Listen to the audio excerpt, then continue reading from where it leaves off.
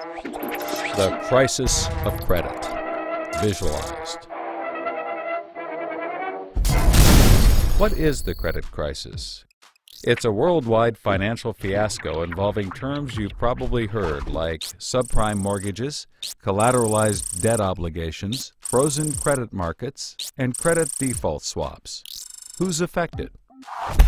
Everyone. How did it happen? Here's how. The credit crisis brings two groups of people together, homeowners and investors. Homeowners represent their mortgages, and investors represent their money. These mortgages represent houses, and this money represents large institutions like pension funds, insurance companies, sovereign funds, mutual funds, etc. These groups are brought together through the financial system, a bunch of banks and brokers commonly known as Wall Street. While it may not seem like it, these banks on Wall Street are closely connected to these houses on Main Street. To understand how, let's start at the beginning. Years ago, the investors are sitting on their pile of money, looking for a good investment to turn into more money.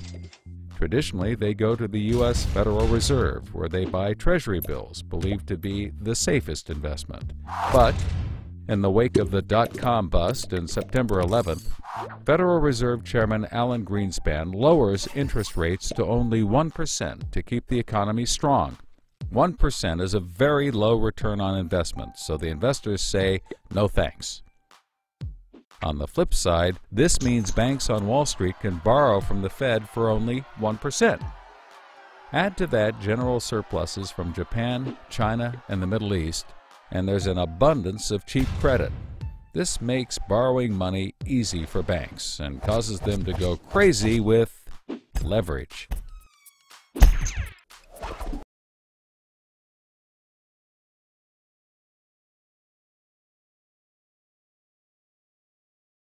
Leverage is borrowing money to amplify the outcome of a deal.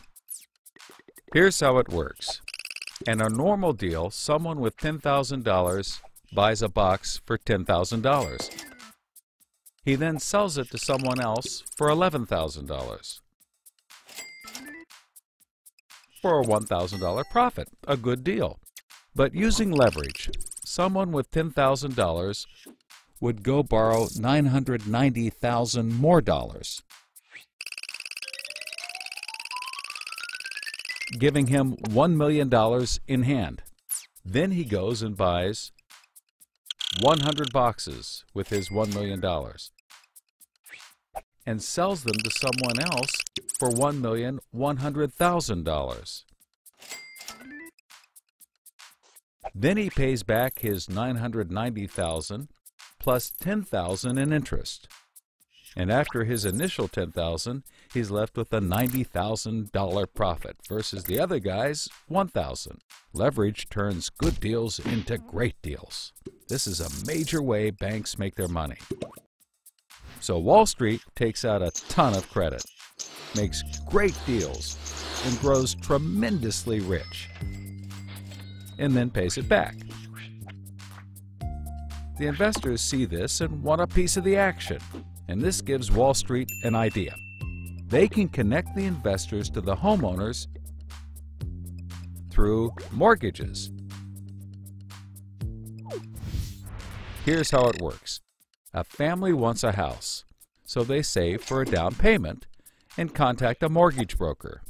The mortgage broker connects the family to a lender who gives them a mortgage. The broker makes a nice commission. The family buys a house and becomes homeowners. This is great for them because housing prices have been rising practically forever. Everything works out nicely. One day, the lender gets a call from an investment banker who wants to buy the mortgage.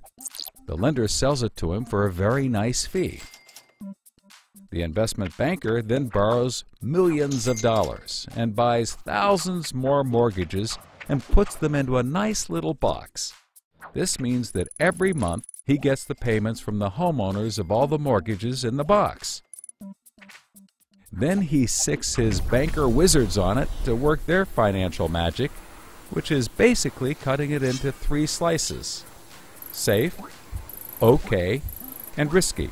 They pack the slices back up in the box and call it a collateralized debt obligation, or CDO. A CDO works like three cascading trays. As money comes in, the top tray fills first, then spills over into the middle, and whatever is left into the bottom. The money comes from homeowners paying off their mortgages. If some owners don't pay and default on their mortgage, less money comes in and the bottom tray may not get filled. This makes the bottom tray riskier and the top tray safer. To compensate for the higher risk, the bottom tray receives a higher rate of return, while the top receives a lower, but still nice return. To make the top even safer, banks will insure it for a small fee called a credit default swap. The banks do all of this work so that credit rating agencies will stamp the top slice as a safe, AAA rated investment, the highest, safest rating there is. The OK slice is BBB, still pretty good, and they don't bother to rate the risky slice. Because of the AAA rating, the investment banker can sell the safe slice to the investors who only want safe investments. He sells the OK slice to other bankers, and the risky slices to hedge funds and other risk takers. The investment banker makes millions.